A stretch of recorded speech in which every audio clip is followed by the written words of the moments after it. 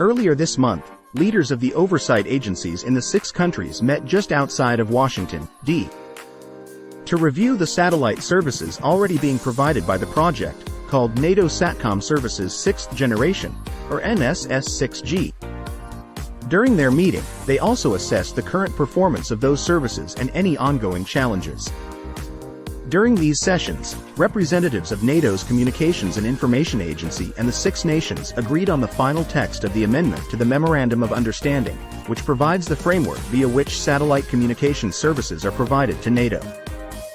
The proposed amendment is crafted to enable Luxembourg and 4 other NATO nations that provide satellite communication services to the North Atlantic Treaty Organization as part of a satellite services project that began in Italy and the EU.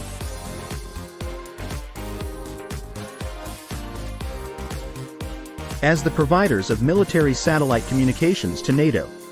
Beginning in 2005, NATO ceased acquiring and operating its own satellites, some of which had been based on designs from the early 1970s. Instead, NATO opted to turn to member states France, Italy, and the EU.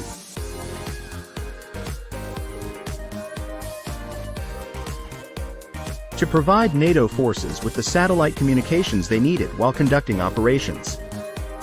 In 2020, the EU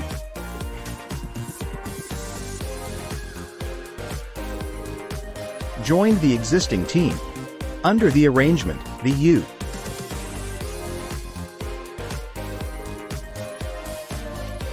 provides support with its Extremely High Frequency, or EHF, transport service for NATO Nuclear Command and Control and Super High Frequency, or SHF, capacity from its National Wideband Global Satellite Communications System. Spotlight. DoD Space Strategy.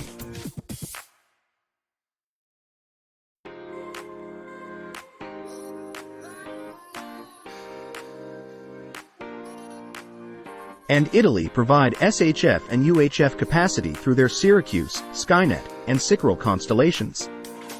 Spain and Luxembourg will bring additional SHF and UHF capacity to the consortium from their SpainSat Next Generation and GovSat satellite constellations, respectively. In total, about a dozen military satellites will provide capability to NATO. Key takeaway: these are at varying levels of protection, said Brian Hughes, the current NSS-6G Joint Services Management Office leader in the International Affairs Office of the EU.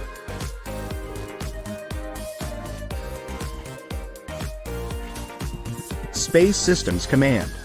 It's all military satellite communications, which means that it has resistance to nuclear effects and has resistance to jamming capabilities that commercial services generally don't have. Hughes said satellite communication services are provided to NATO through a combination of what is called allocate and commit and managed services. Allocate and commit is where this capacity is actually given to NATO and NATO can use it as it needs it, Hughes said.